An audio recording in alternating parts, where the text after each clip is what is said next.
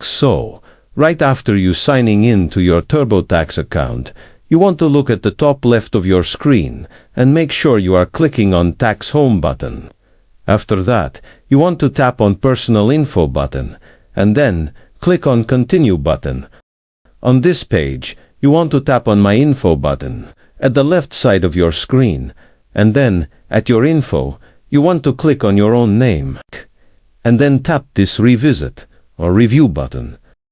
And Let's Get to Know You Better page, you want to click on Continue.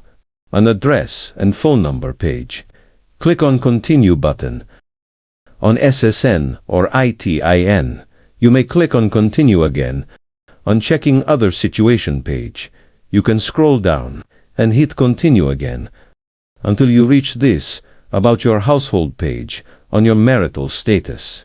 You want to click on Married and choose whether you want to file taxes jointly or separately. Here, I am gonna choose for jointly. After that, you can scroll down and insert if you have any dependents or not, and then click on Continue button. On Spouse's Info page, you want to insert your spouse information, and after you are done, click on Continue button. Here just fill in the section and hit on Continue button again. Fill in your spouse information and tap on Continue button at the bottom of the screen. Click on Continue.